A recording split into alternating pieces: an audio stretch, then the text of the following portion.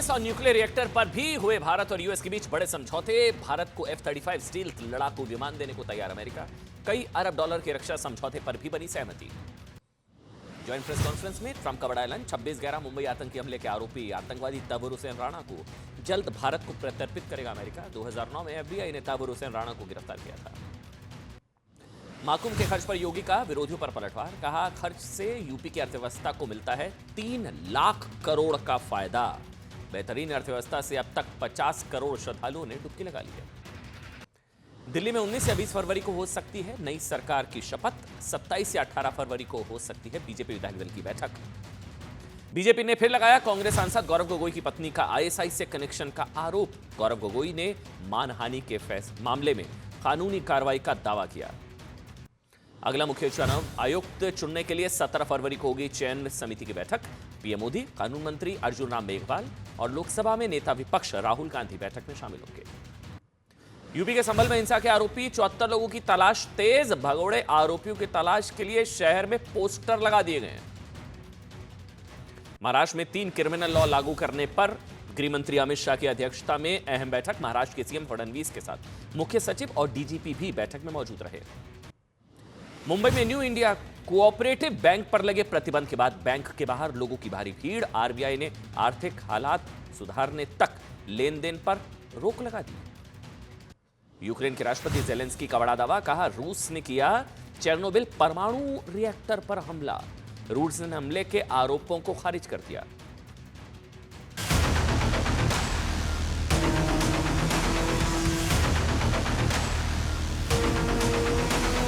Today I'm pleased to announce that my administration has approved the extradition of one of the plotters and one of the very evil people of the world, and having to do with the horrific 2008 Mumbai terrorist attack.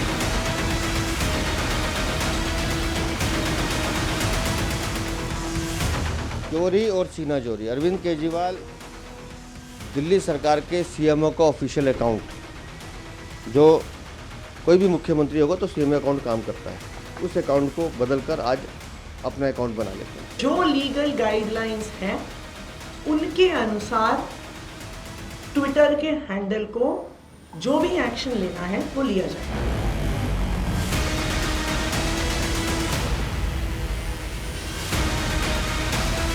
Cooperative university बनने जा रही है और cooperative में मुझे नहीं पता है कि किस कारण वो घटना हुई होगी जहां पर अकाउंट, लेकिन सच्चाई ये है कि आपके पैसे की कीमत नहीं बची है।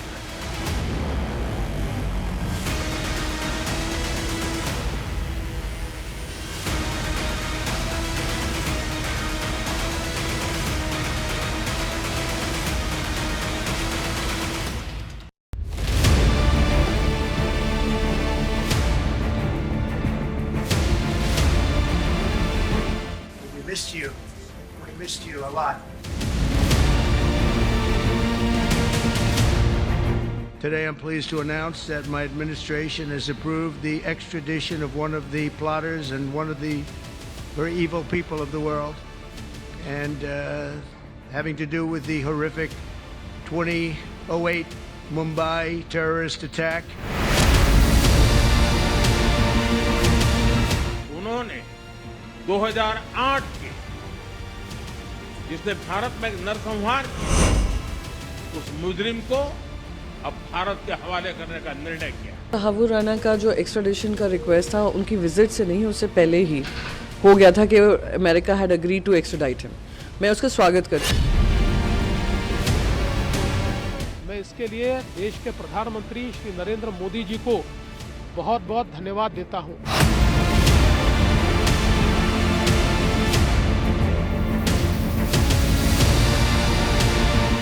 An issue on which the US authorities have taken very clear decisions. The arrest of Tahir Rana is a very big step. ये एक बहुत बड़ा कदम है। आतंकवाद के खिलाफ भारत की सख्त नीति और मोदी जी के नेतृत्व में आतंकवाद पर जीरो टॉलरेंस आज पूरी दुनिया देख रही है। That the Trump-Modi relationship has worked in India's favor, and this will bring justice to all those who have died in the 26/11 attacks. मैं समझता हूँ कि इससे ताहिर राणा को लाने से कई राज ऐसे खुल सकते हैं जो अभी भी पर्दे के पीछे हैं।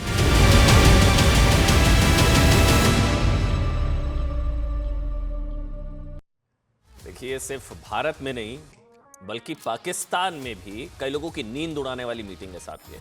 मोदी सबसे टफ नेगोशिएटर है मेरे से भी, कोई कॉन्टेस्ट ही नहीं है। भारत के प्रधानमंत्री के लिए अमेरिकी राष्ट्रपति डोनाल्ड ट्रंप के शब्द इस बात की गारंटी है कि साहब जब तक मोदी है ना तब तक दुनिया का शक्तिशाली से शक्तिशाली देश भारत के हितों की अनदेखी नहीं कर सकता, जब तक मोदी है। क्योंकि ट्रंप भी कह रहे हैं कि साहब मोदी से ज्यादा टफ नेगोशिएटर नहीं है कोई। नेशन फर्स्ट के संकल्प को आगे रखते हुए मोदी किस तरह से भारत के 140 करोड़ भारतवासियों के हितों के सबसे बड़े रक्षक हैं मोदी, उस पर खुद ट्रंप मोहर लगा रहे हैं कि मोदी से बड़ा टफ नेगोशिएटर नहीं है, इतना सख्त वार्ताकार है मोदी। विदेश मामलों के जानकार मानते हैं साहब कि ट्रंप इस तरह के शख्स नहीं है कि वो किसी और की तारीफ करें। मतलब वो कहते हैं ना, दुनिया पर अपने फैसले थोपने के लिए जाने जाते हैं ट्रंप, वो मोदी की तारीफ। लेकिन भारत मोदी और मोदी के लिए उनको भी कहना पड़ा साहब कि मोदी सबसे टफ नेगोशिएटर है। इन सब के इतर आज सबसे ज्यादा जिस तस्वीर की चर्चा है ना, जो उन लोगों के लिए मतलब ये तस्वीर है दिल का दर्द बढ़ा सकती है, जो प्रधानमंत्री नरेंद्र मोदी के फ्रांस और अमेरिकी दौरे पर कई तरह की फेक न्यूज फैलाकर प्रोपेगेंडा फैलाने में लगे ना, जो विदेशी धरती पर अपने ही देश के प्रधानमंत्री को नीचा दिखाने के लिए यहां भारत में ओवरटाइम कर रहे थे ना, ये तस्वीर उनको इतनी पीड़ा पहुंचाएगी, इतना कष्ट पहुंचाएगी, नींद उड़ाने वाली है साहब। इस वीडियो में दिखाइए, वो इस वीडियो में सुपर पावर कहे जाने वाले अमेरिका के राष्ट्रपति डोनाल्ड ट्रंप खुद प्रधानमंत्री नरेंद्र मोदी, ये देखिए अब उस तरफ तस्वीर, खुद जो है नरेंद्र मोदी के लिए कुर्सी पीछे खींचते हुए दिखाई दे रहे हैं। कोई सोच सकता है ये चीज? ये भारत, ये नए भारत की शक्ति, the power of new India. अच्छा, वीडियो में देख सकते हैं आप कि प्रधानमंत्री व्हाइट हाउस में विजिटिंग नोट लिख रहे हैं। इसके बाद उन्होंने जब उठने की कोशिश की तो ट्रंप पीछे खड़े हुए हैं। पहले जब वो बैठे उन्होंने पीछे खड़े रहे वो, उसके बाद जब प्रधानमंत्री उठे तो यही दोस्ती, यही केमिस्ट्री है। तो ट्रंप ने खुद जो है आगे आकर उनकी कुर्सी खींची, मतलब एक तरीके से ये स्वभाव, और ताकि मोदी को कोई दिक्कत ना हो। ये फिर तस्वीर फुल स्क्रीन पर, कुछ लोगों को पीड़ा होगी, कुछ लोगों को कष्ट पहुंचेगा, लेकिन देश नहीं झुकने देंगे, यही हमारे शो का नाम है। और देश नहीं झुकने देंगे के संकल्प के साथ प्रधानमंत्री नरेंद्र मोदी की आज की ये सबसे शानदार, सबसे खूबसूरत, आपको गौरवान्वित महसूस कराने वाली, आपका सीना गर्व से चौड़ा कर देने वाली ये वो तस्वीर, ये देखिए आप, ये देखिए आप। और वो कह रहे हैं prime minister you are great, we miss you, we missed you a lot. Donald Trump कह रहे हैं वी मिस्ड यू, मतलब ये भारत के 140 करोड़ भारतवासियों का सम्मान है। नए भारत की शक्ति का एहसास कराने वाली देखिए तस्वीर, ये देखिए आप। ये तस्वीर बताती है कि प्रधानमंत्री नरेंद्र मोदी और राष्ट्रपति डोनाल्ड ट्रंप की केमिस्ट्री क्या है। देखिए, इसी केमिस्ट्री की बदौलत भारत और अमेरिका में ना 10 बेहद अहम फैसले हो गए हैं। मैं जल्दी से एक बार आपको जल्दी से बता देता हूं।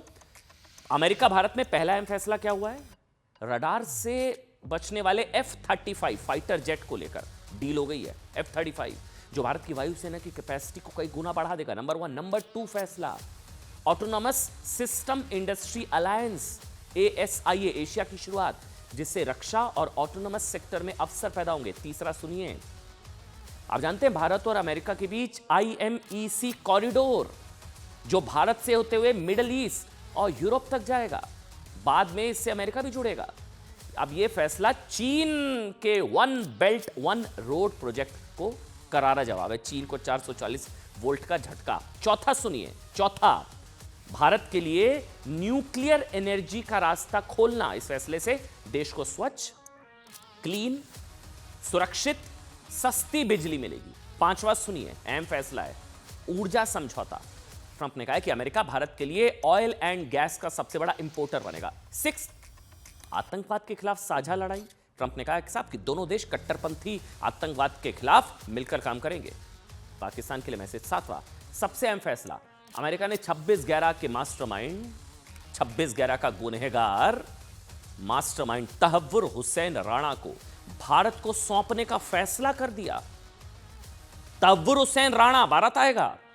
इसके अलावा इस्लामिक कट्टरपंथ पर कार्रवाई पर सिग्नल की 2 और खबरें मैं आप जल्दी से आपको दिखाता हूं। एक तरफ तो डिप्लोमेटिक स्टैंडर्ड के विपरीत पहली बार दोनों देशों के जॉइंट स्टेटमेंट में पहली बार पाकिस्तान का नाम लिया गया है, ठीक।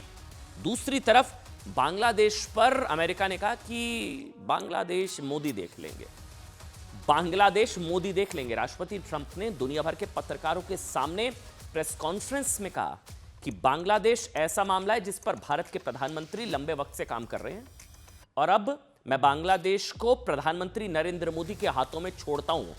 पाकिस्तान बांग्लादेश दोनों मोदी देखेंगे अब। और दूसरी ओर पाकिस्तान के खिलाफ भारत अमेरिका की जॉइंट स्टेटमेंट में कहा गया कि सीमा पार आतंकवाद पर लगाम लगाने की जिम्मेदारी पाकिस्तान की है। पहली बार डिप्लोमेटिक स्टैंडर्ड, ध्यान से सुनिएगा एक एक शब्द को जो बता रहा हूं, पहली बार डिप्लोमेटिक स्टैंडर्ड के विपरीत भारत अमेरिका के जॉइंट स्टेटमेंट में पाकिस्तान का नाम लेकर उसको कटघरे में खड़ा किया गया। दोनों देशों ने पाकिस्तान से 26/11 के मुंबई और पठानकोट हमलों के दोषियों को जल्द से जल्द सजा दिलाने को कहा, साथ ही सुनिश्चित करने को कहा कि उसके क्षेत्र का इस्तेमाल सीमा पार से आतंकवादी हमलों को अंजाम देने के लिए ना हो। दुनिया के हर कोने से आतंकवादियों के सुरक्षित ठिकानों को खत्म करने के प्रति भी प्रतिबद्धता जताई गई। इसके अलावा अलकायदा, ISIS, जैश ए मोहम्मद और लश्कर ए तैयबा जैसे संगठनों के खिलाफ सहयोग मजबूत करने की भी बात कही गई है। देखिए, आतंकवाद पर पाकिस्तान पर भारत अमेरिका की ज्वाइंट स्टेटमेंट के बाद पाकिस्तान में खलबली है साहब। ज्वाइंट स्टेटमेंट के बाद पाकिस्तान ने करीब करीब रोते हुए ऑफिशियल स्टेटमेंट दे दिया कि अमेरिका ने उसके बलिदान भुला दिए, ये एक तरफा है, ये भ्रामक है। अच्छा, हमारे साथ पाकिस्तान से आरजू काजमी मुझे बताया जा रहा है जुड़ गई हैं। पाकिस्तान से आरजू काजमी जी हैं, वरिष्ठ पत्रकार हैं। मेरे साथ प्रदीप भंडारी, भारतीय जनता पार्टी के राष्ट्रीय प्रवक्ता, और पीओ के एक्टिविस्ट जो हैं आयूब मिर्जा साहब, वो भी मेरे साथ हैं। लेकिन पाकिस्तान ने इस साझा बयान को भ्रामक और गुमराह करने वाला और डिप्लोमेटिक स्टैंडर्ड के विपरीत बताया।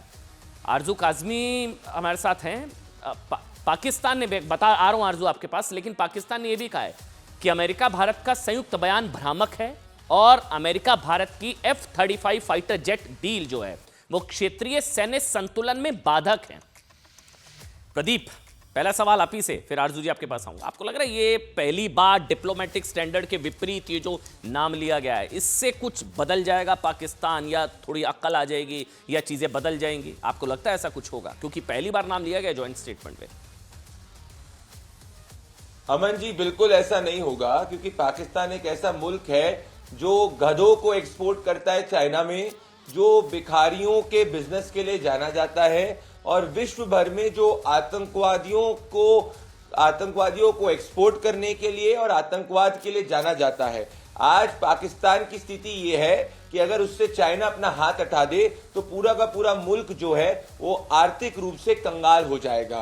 तो आज वो कंगाल मुल्क है। तो ऐसी स्थिति के अंदर जब यूनाइटेड स्टेट्स ऑफ और इंडिया का जॉइंट स्टेटमेंट स्पेसिफिकली पाकिस्तान को मेंशन करता है, स्पेसिफिकली कहता है कि पाकिस्तान 26/11 के आतंकवादी हमले के लिए जिम्मेदार है, और बाकी भी जो लोग पाकिस्तान के अंदर छुपे हुए हैं 26/11 के आतंकवादी हमले के लिए, उनको भी भारत को सौंपना चाहिए। इससे पाकिस्तान में खलबली मच चुकी है, क्योंकि पहले तक पाकिस्तान अपनी डिप्लोमेसी के जरिए सोचता था कि वो अपने आतंकवाद को एक डिप्लोमेटिक शील्ड दे देगा, जो अब नहीं हो पा रहा है। और आज उसको डर है कि कल आज पीओके उसके साथ है, क्या पता कल पीओके उसके साथ में ना रहे, ऐसी उसकी स्थिति हो चुकी है। तो ऐसी स्थिति में जब वो देखता है कि हिंदुस्तान और अमेरिका के जॉइंट स्टेटमेंट में पाकिस्तान को मेंशन किया जाता है, जो पहली बार ऐसा हुआ है, तो मुझे इससे समझ में आता है कि पाकिस्तान ये समझ चुका है कि उसकी आतंकवाद की फैक्ट्री जिस पे लगाम रख चुका है, उसका द डी एंड होने वाला है। आरजू काजमी है, सीनियर जर्नलिस्ट है पाकिस्तान से। आरजू, पाकिस्तान की ऑफिशियल स्टेटमेंट है कि ये भ्रामक है,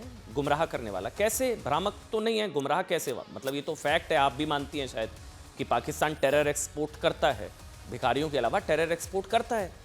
तो ये तो फैक्ट है। हाउ कम दिस इज भ्रामक और गुमराह करने वाला? आरजू, लेकिन डेफिनेटली जब पीएम मोदी जो हैं उनकी न्यूज़ आ रही थी कि वो अमेरिका जा रहे हैं और उनकी डोनाल्ड ट्रंप साहब से मुलाकात होगी, तो पाकिस्तान में बहुत से इस किस्म के कह लीजिए कि जो एनालिस्ट थे या सीनियर लोग हैं वो पहले से ही समझ रहे थे कि कुछ ना कुछ पाकिस्तान के अगेंस्ट होने जा रहा है। तो इस चीज़ के लिए बहुत ये हैरान नहीं हुए हैं, लेकिन ये ज़रूर है कि फॉरेन ऑफिस की तरफ से जो स्टेटमेंट आया है उसमें इस बात को बिल्कुल रिजेक्ट किया गया है और यही कहा गया है, जैसे आपने भी कहा कि मिसलीडिंग है, गलत तरीके से बताया जा रहा है, पाकिस्तान को जो है वो फंसाया जा रहा है, या कह लीजिए कि भारत जो है वो अपनी ताकत यहाँ पर दिखा रहा है। क्योंकि सभी जानते हैं कि भारत की इकॉनमी जो है वो बहुत बेहतर तरीके से चल रही है और अमेरिका के साथ ताल्लुकात बहुत अच्छे हैं आपके, लेकिन यहाँ पर ये ज़रूर है कि हमें अपनी गलतियों को भी देखना होगा। अगर भारत की सुनी जा रही है या अमेरिका भारत की सुन रहा है तो उसमें पाकिस्तान इतना कमज़ोर क्यों है ये ज़रूर देखना होगा। और ऑब्वियसली बहुत सी चीज़ें हम भारत के सर पे डाल तो सकते हैं, लेकिन अमेरिका को अगर हम देखें तो अमेरिका हरगिज़ ऐसा नहीं होगा कि वो सिर्फ भारत के कहे में आके और कोई भी फैसला दे देगा। जिस तरह से वो राना जो है उनको देने की बात की गई है, तो ऑब्वियसली वो अब अमेरिकन सिटीज़न है, पाकिस्तानी सिटीज़न नहीं है। ओरिजिन पाकिस्तान का ज़रूर कहा जा सकता है, लेकिन ये है कि अगर उनको हवाले करने की बात की गई है तो पाकिस्तान को भी थोड़ा सा सोचना पड़ेगा। और यहाँ से भी अगर, मैं तो कई बार कह चुकी हूँ कि आप हाफिज़ सईद और मसूद अजहर इस तरह के लोगों को अगर आप भारत के हवाले कर दें तो यहाँ से हम ये प्रूव कर पाएंगे कि हम इन चीज़ों के ऊपर काम करने में सीरियस हैं, हम इन चीज़ों को ख़त्म करने में सीरियस हैं। लेकिन अनफॉर्चुनेटली ऐसा नहीं होता है। इस वक्त भी हमारी फॉरेन ऑफिस की तरफ से और कई तरफ से जो बात की जा रही है वो बिल्कुल यही है कि ये एकतरफा फैसला है और एक ही तरफ बैठ के दो लोगों ने बात करके फैसला दे दिया है, पाकिस्तान को उसमें शामिल नहीं कैसे किया गया। आरजू कैसे हाफिज सईद वहाँ खुला घूम रहा है ना? हाफिज सईद है, उसका बेटा अभी पिछले एक हफ्ते पहले उसका बेटा फिर भारत को धमका रहा था, जो है कश्मीर को लेकर फिर भारत को धमका रहा था। ट्रंप भी अब तमाचा मार रहे हैं पाकिस्तान को। प्रदीप ने बताया भिखारी एक्सपोर्ट करने जैसी नौबत आ चुकी है, कटोरा कूटनीति पर निर्भर है।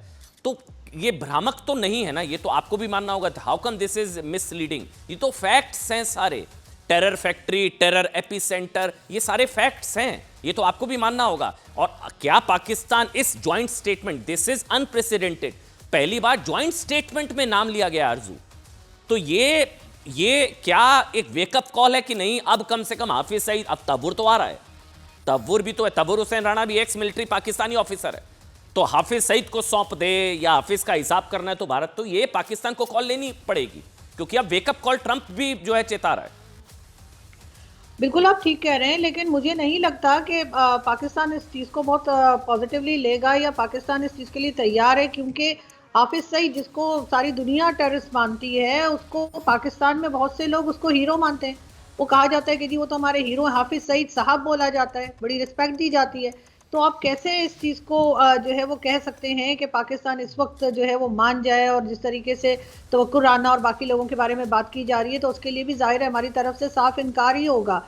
हमारी जो भी गवर्नमेंट होगी या एस्टेब्लिशमेंट होगी वो हरगिज़ इस बात के लिए तैयार नहीं होगी और ना ही इस बात को माना जाएगा। इसको यही कहा जाएगा कि जी ये तो हमारे खिलाफ साजिश हो रही है। हालांकि होना ये चाहिए कि इस वक्त हम इन चीज़ों के ऊपर सीरियसली काम करें और इस तरह के लोगों को अगर सज़ा हो रही है तो होने दें, और यही चीज़ जब सज़ा होगी तभी ये लोग रुकेंगे। अदरवाइज जिस तरीके से इनको सपोर्ट मिलती रही है हमेशा से, तो मुझे नहीं लगता कि पाकिस्तान इस प्रॉब्लम से निकल पाएगा जब तक कि वो हर बात से इनकार करेगा। लेकिन यहाँ पर जो बात चल रही है इस वक्त, जहाँ मैं इस्लामाबाद में मौजूद हूँ, यहाँ पर तो यही कहा जा रहा है कि भारत ये सारी साजिश कर रहा है पाकिस्तान को फंसाने के लिए, और इसमें पाकिस्तान या पाकिस्तानियों का कोई भी दोष नहीं है, हमें तो यही बताया जा रहा है। कमेंट मिर्जा साहब, आयु मिर्जा पीओके एक्टिविस्ट लंदन से। मिर्जा साहब देखिए, अभी 3 दिन पहले रावलाकोट सिटी में मसूद अजहर ग्रुप जो है, टेररिस्ट ग्रुप मसूद अजहर, उनके जो लोग हैं वो बंदूकें लेके सड़क पे उन्होंने मार्च किया है।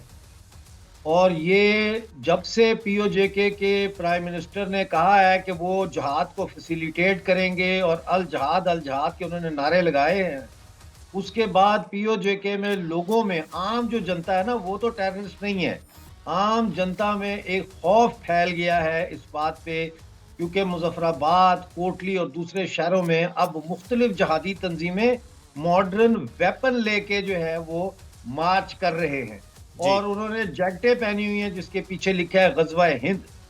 तो सूरत हाल बहुत ख़राब है और ये जो हाफिज सईद है और इस किस्म के लोग हैं इनको भारत के हवाले करना चाहिए और इसमें इंटरनेशनल जो बॉडीज़ हैं जो मैटर करती हैं उनको इंटरवीन करना चाहिए और दबाव डालना चाहिए पाकिस्तान के ऊपर कि ये जो टेररिज्म है इसको ख़त्म किया जाए। लेकिन पाकिस्तान की नीयत नहीं है। जब पाकिस्तान के ज़ेरे कब्ज़ा पपेट प्राइम मिनिस्टर जो सांस भी GHQ से पूछ के लेता है, वो जब पब्लिक मीटिंग्स में ऐसे ऐसे करके कहता है इंडिया के खिलाफ जहाद होगा, जहाद होगा, जहाद होगा, 1000 जंगें भी लड़ना पड़ी तो लड़ेंगे, क़यामत तक लड़ेंगे, तो उसके ऊपर क्यों मुकदमा नहीं चलता इंसाइट टू वायलेंस का? वो तो वायलेंस को फिर क्या करे रहा भारत? है। मतलब क्या प्रदीप भंडारी फिर मतलब या तो फिर वही ऑप्शन पिटाई, जैसे घुसकर मारा बालाकोट, जैसे घुसकर मारा उड़ी के बाद, क्योंकि इस तरह की जॉइंट स्टेटमेंट से पाकिस्तान की अकल ठिकाने आ जाएगी, उसकी उम्मीद करना भी बेवकूफ़ी और बेमानी होगा, या तो फिर वही ऑप्शन बचता है। देखिए पाकिस्तान तो ये चाहता है। प्रदीप भंडारी, एक मिनट आ रहा हूं। आयुब मिर्जा जी, एक मिनट। प्रदीप भंडारी, भारतीय जनता पार्टी के राष्ट्रीय प्रवक्ता। Sorry, please no Pradeep ji. जी अमन जी, ये प्रधानमंत्री नरेंद्र मोदी जी का भारत है, जहां प्रधानमंत्री नरेंद्र मोदी जी प्रधानमंत्री हैं, तो पाकिस्तान को घुसकर कल भी मारा था और आगे चलकर भी अगर पाकिस्तान कोई भी आतंकवादी हमला करने का प्रयास करेगा तो जिस भी अक्रॉस द बॉर्डर जाना होगा, दुनिया के किसी भी कोने में जाना होगा, उस आतंकवादी को निस्तमूद किया जाएगा। पर मैं एक बड़ी बात करना चाहता हूं अमन जी, दुनिया में दो तरीके के मुल्क होते हैं, एक जो आतंकवाद के खिलाफ लड़ते हैं, एक जो आतंकवाद को पनाह देते हैं। दुनिया में जहां भी आतंकवाद है उसकी जड़ें पाकिस्तान में है। ओसामा बिन लादेन ने 9/11 किया, मारा कहां गया? पाकिस्तान के अंदर। 26/11 का हमला होता है हिंदुस्तान के अंदर, आतंकवादी कहां पाया जाता है? पाकिस्तान के अंदर। तो आज पाकिस्तान ग्लोबल एपिसेंटर ऑफ आतंकवाद है और ये ग्लोबल एपिसेंटर ऑफ आतंकवाद को जो जॉइंट स्टेटमेंट है ये एक इन्फ्लेक्शन पॉइंट है, क्योंकि अब हर मुल्क ये मान रहा है कि पाकिस्तान जो है उसके अंदर सिर्फ और सिर्फ आतंकवाद, भिखारी और गधे पाए जाते हैं। और दुख की बात और पीड़ा की बात है कि कई लोग जो है इसको हिंदुस्तान के अंदर भी शील्ड करने का काम करते थे ट्रैक टू डिप्लोमेसी के नाम पे कुछ साल पहले तक, वो अब नहीं होता। इसीलिए हिंदुस्तान की एक लॉबी भी इस वक्त सदमे में है। तो पाकिस्तान से गेस्ट हैं, लंदन से है मेरे साथ आयु मिर्जा पीओ के। ये भारत में कौन इसका विरोध करेगा कि तबूर हुसैन राणा आगे आ रहा है, पाकिस्तान को तमाचे पर तमाचे पड़ रहा है, भारत में कौन विरोध करेगा साहब?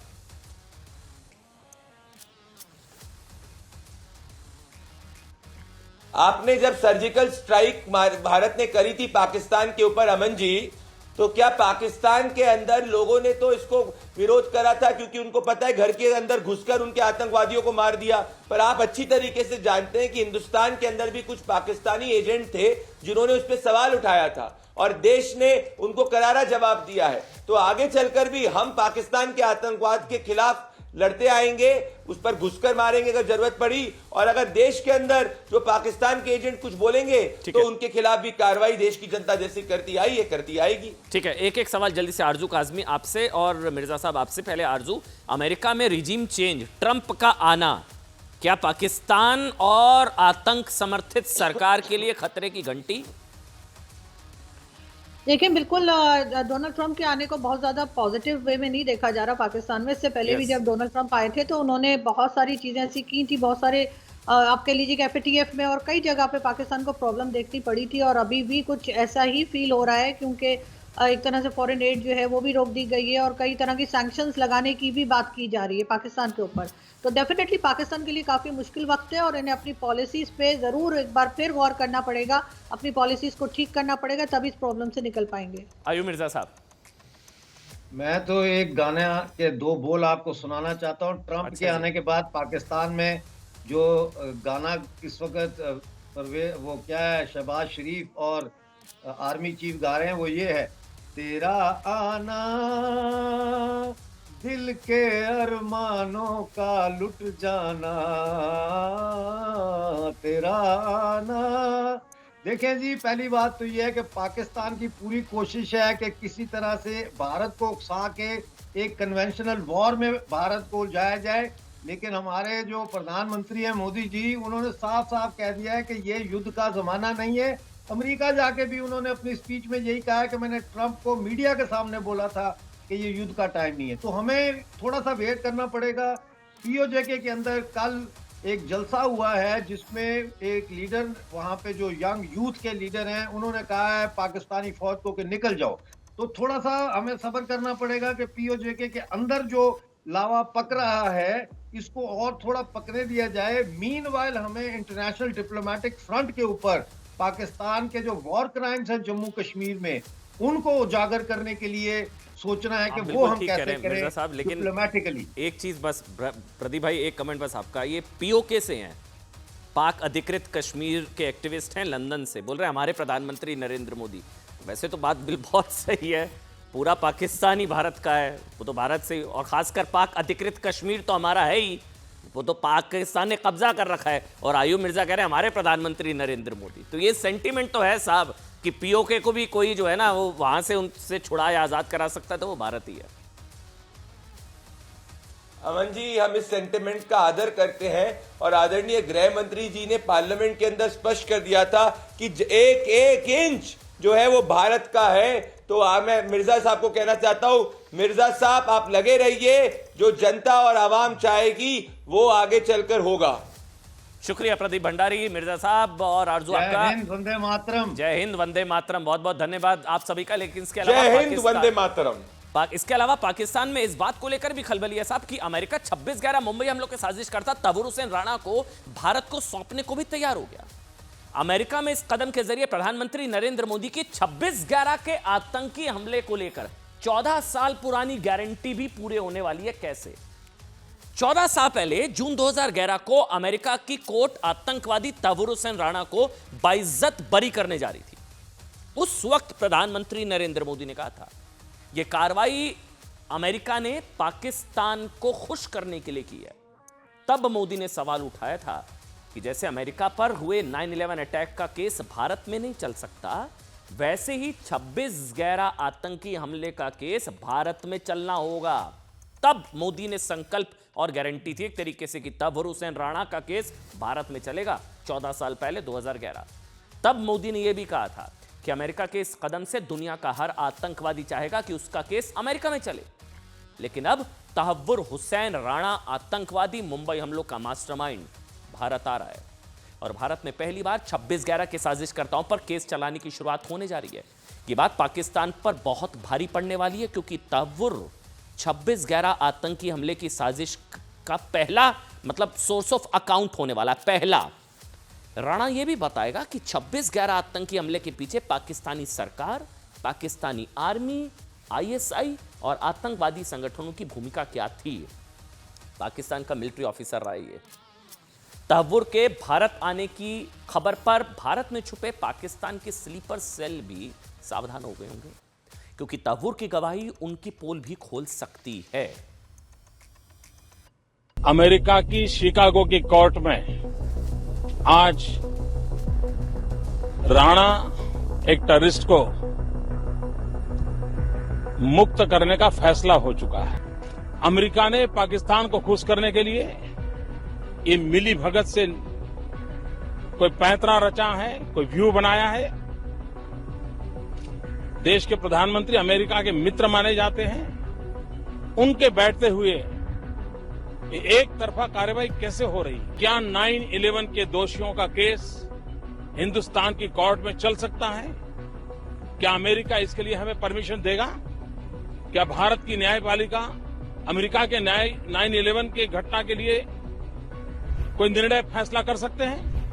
Today I'm pleased to announce that my administration has approved the extradition of one of the plotters and one of the very evil people of the world, and having to do with the horrific 2008 Mumbai terrorist attack, to face justice in India.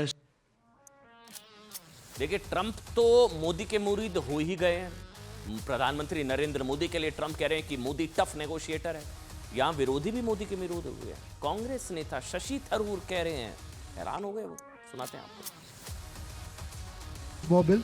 Mr. President, you spoke about Prime Minister Modi as a tough negotiator. Who was a tougher negotiator today and who has a better negotiating tactic when it comes to tariffs? Oh, he's a much tougher negotiator than me, and he's a much better negotiator than me. There's not even a contest.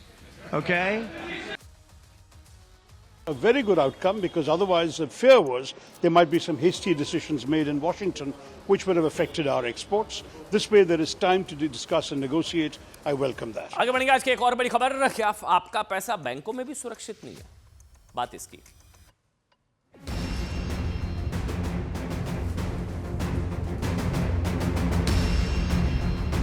Cooperative university बनने जा रही है और cooperative में मुझे नहीं पता है कि किस कारण वो घटना हुई होगी जहां पर अकाउंट, लेकिन सच्चाई ये है कि आपके पैसे की कीमत नहीं बची है।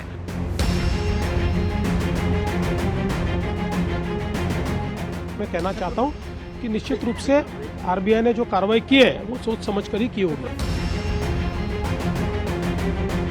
जिनका अपना सेफ डिपॉजिट लॉकर से उसका सब सामान आपको वापस ले जाने का मौका दिया जाएगा और जिनके कारण बैंक डूबी है उनके खिलाफ कार्रवाई होगी।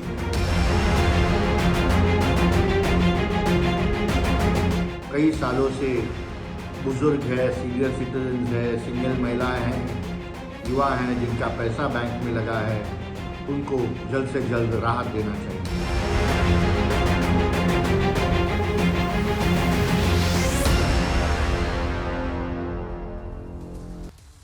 मतलब आप एक बार को फर्ज कीजिए कि कल ही आपकी सैलरी अकाउंट में क्रेडिट हुई, ठीक, या फिर 2 दिन बाद उसके आपकी बेटी की शादी है, या अगले 24 घंटे में आपके किसी अपने को किसी हॉस्पिटल में ऑपरेशन के लिए जाना पड़ता है।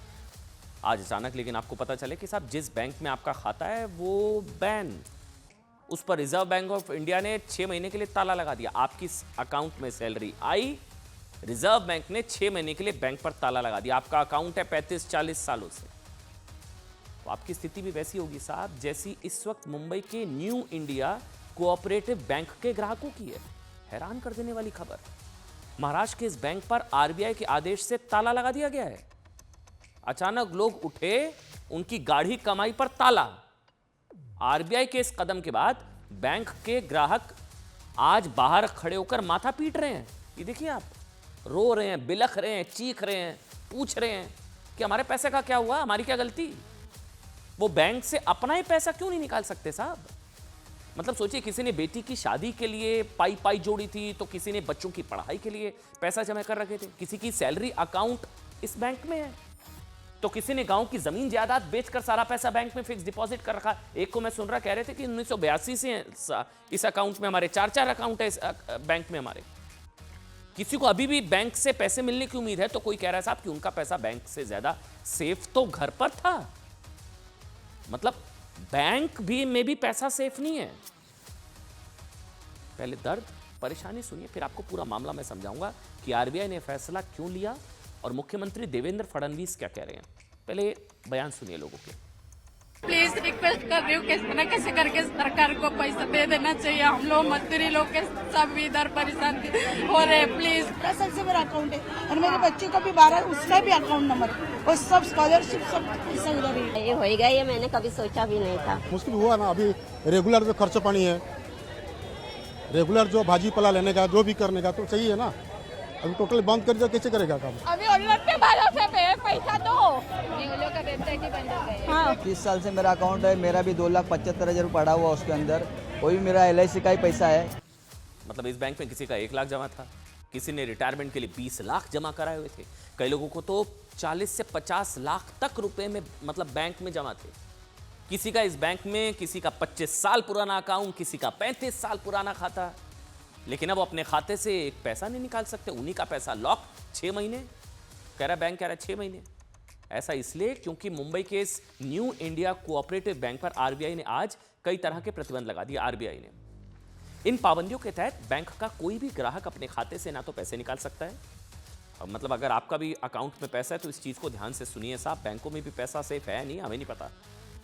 पाबंदियों के तहत बैंक का कोई भी अकाउंट होल्डर पैसे नहीं निकाल सकता, ना ही पैसा डिपॉजिट कर सकता है। आरबीआई के निर्देशों के मुताबिक न्यू इंडिया कोऑपरेटिव बैंक आज यानी कि 14 फरवरी से बिना प्रू अप्रूवल के कोई भी लोन या एडवांस नहीं देगा।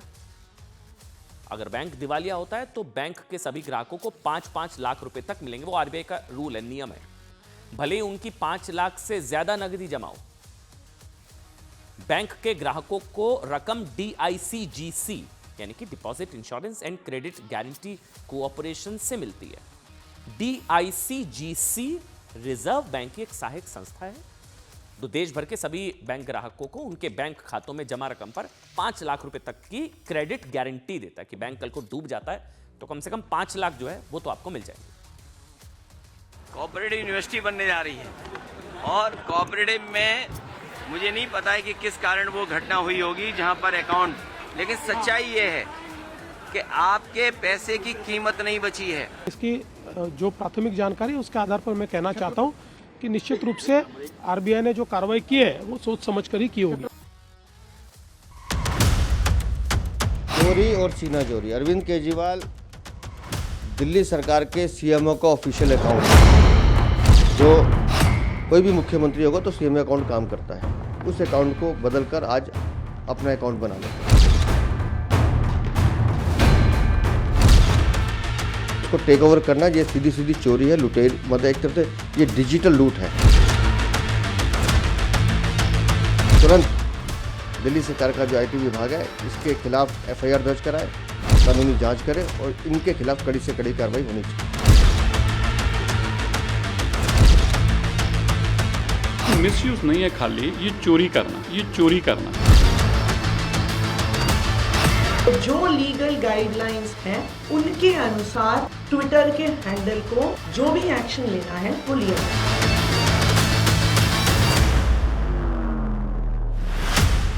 देखिए, अरविंद केजरीवाल हार तो चुके हैं लेकिन उन पर संकट खत्म नहीं हो रहे। एक और मुश्किल में पड़ गए अरविंद केजरीवाल, बड़ी मुसीबत है साहब।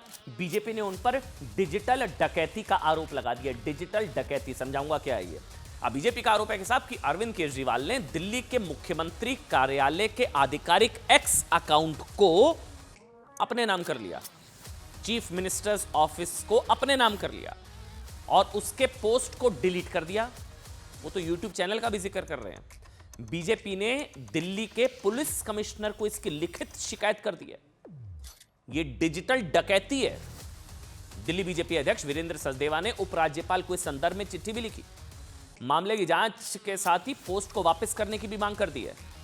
वीरेंद्र सचदेवा ने अपनी चिट्ठी में लिखा है कि करीब 1 दशक पहले सरकारी पैसों और संसाधनों से इस अकाउंट को बनाया गया था, जिसका नाम सीएमओ दिल्ली था। केजरीवाल जी का कोई मतलब वो सीएमओ, बाद में तो आतिशी भी थी ना, सीएमओ दिल्ली, जो भी मुख्यमंत्री हो सीएमओ दिल्ली। लेकिन अरविंद केजरीवाल और सुश्री आतिशी की सरकार के हारते ही आज वर्तमान कार्यवाहक मुख्यमंत्री के आदेश पर सीएमओ दिल्ली के एक्स पोस्ट का नाम केजरीवाल एट वर्क करके, यानी कि वो बीजेपी के हिसाब से तो सरकारी संपत्ति, सीएमओ दिल्ली, कोई भी सीएमओ दिल्ली पलट दिया, उसको कर दिया केजरीवाल एट वर्क करके, केजरीवाल की पर्सनल प्रॉपर्टी बना लिया। ये डिजिटल डकैती, ये सरकार की डिजिटल लूट का मामला है। इसकी जांच कराई जाए, इसको रोका जाए। हम आम आदमी पार्टी कह रही है साहब कि ट्विटर या एक्स की अपनी अपनी गाइडलाइंस है, अगर कुछ हुआ है तो कार्रवाई होगी। सुनिए। चोरी और सीना चोरी, अरविंद केजरीवाल दिल्ली सरकार के सीएमओ का ऑफिशियल अकाउंट, जो कोई भी मुख्यमंत्री होगा तो सीएमओ अकाउंट काम करता है, उस अकाउंट को बदलकर आज अपना अकाउंट बना लेते हैं। उसको टेक ओवर करना ये सीधी सीधी चोरी है, लुटेर, मतलब एक तरह से ये डिजिटल लूट है। बहुत क्लियर कट लीगल गाइडलाइंस हैं, तो जो लीगल गाइडलाइंस हैं उनके अनुसार ट्विटर के हैंडल को जो भी एक्शन लेना है वो लिया जाए। उधर आज की एक और बड़ी खबर बता दें, प्रधानमंत्री नरेंद्र मोदी दिल्ली आएंगे, सीएम का नाम बताएंगे, ये भी अलग से चर्चा चल रही है। मोदी दिल्ली आएंगे और ये भी बताया जा रहा है कि 19 और 20 फरवरी को दिल्ली में सरकार का शपथ ग्रहण हो सकता है, 19-20। और थोड़ी देर में प्रधानमंत्री नरेंद्र मोदी अमेरिका के दौरे से दिल्ली लौट रहे हैं और उनके लौटते ही नई सरकार के गठन की कवायद जो है वो तेज हो जाएगी। दिल्ली में 19-20 फरवरी को शपथ ग्रहण समारोह हो सकता है। खबर है कि बीजेपी अध्यक्ष जेपी नड्डा, गृह मंत्री अमित शाह समेत बीजेपी के बड़े नेताओं की प्रधानमंत्री के साथ बैठक होगी। पीएम आएंगे, मोदी आएंगे, सीएम का नाम बताएंगे, जिसमें नई सरकार पर चर्चा की जाएगी। बीजेपी के शीर्ष नेतृत्व ने इसका होमवर्क पूरा कर लिया है। चुनाव में जीतने वाले 48 विधायकों में से सुनिएगा 15 विधायकों की एक लिस्ट है, 15। अब इसी लिस्ट में से 9 विधायकों का चुनाव किया जाएगा जो दिल्ली के मुख्यमंत्री, मंत्री और विधानसभा अध्यक्ष बनाए जाएंगे। 15 का नाम फाइनल है। 15 में से सीएम कौन होगा, ये शायद संभवतः अब आपको कुछ ही घंटों में पता लग पाएगा। छोटा सा ब्रेक ले रहे हैं।